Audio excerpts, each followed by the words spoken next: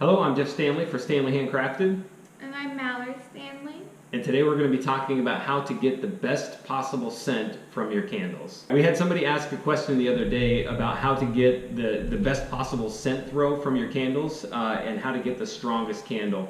Now this is something that takes a little bit of practice when you start getting into candles. We're going to go over some of the basics and then we'll get down to a little bit more technique as you start to get a little bit better in the candles.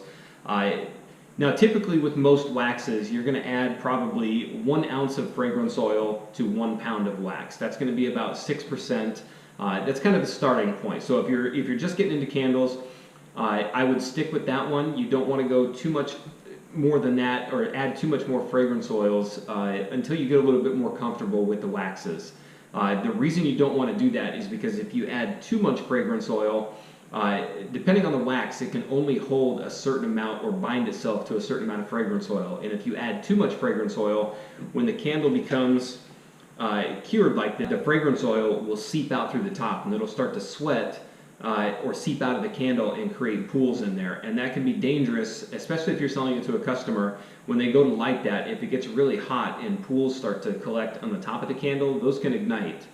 So you definitely want to be careful. So if you're just starting out with candles, I would say just stick with the basic 6%, 1 ounce of fragrance oil to 1 pound of wax. When do we typically add the fragrance oils? At 100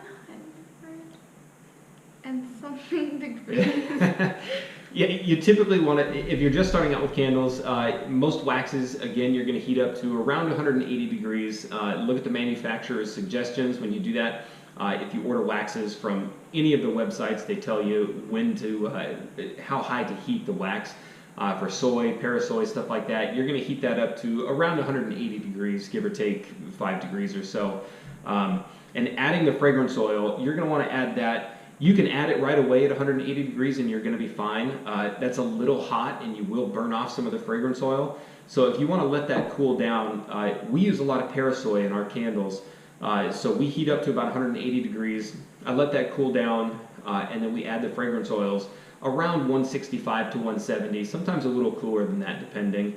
And then let it cool to probably 140, 145 and then we pour. This is where you get a little bit more technical as far as adding your fragrance. If you're doing the 6% and you add at the highest possible temperature, you can add the 1 ounce of fragrance oil to your 1 pound of wax at 180 degrees.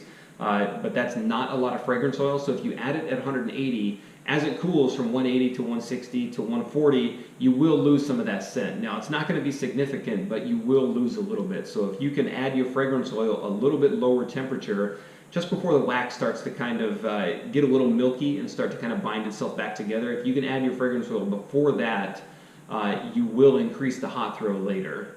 As you get more comfortable with making your candles, you can add a higher percent of fragrance oil to them. And as you get more comfortable, like Mallory said, as you start to get more comfortable, you know when to pour, you know when to heat, you know when to add the oils. Then you can start bumping up, go from 6% to 8% to 10%. And definitely do a lot of testing. So if you go up and you start to add 10%, and some people do add 12% to certain waxes, you definitely have to be careful which waxes you're going to add 10 and 12% to, because certain waxes just won't be able to hold that. I believe soy kind of taps out around 10 or 12%. So if you're doing soy and you're adding that much fragrance oil, you definitely want to test and make sure that certain fragrance oils aren't going to seep out of the candle at a higher rate than some of the other fragrance oils will. So that's definitely something to be concerned about. So that's pretty much it. There's really nothing too technical as far as adding more fragrance oils. You just want to make sure that you're comfortable making the candles.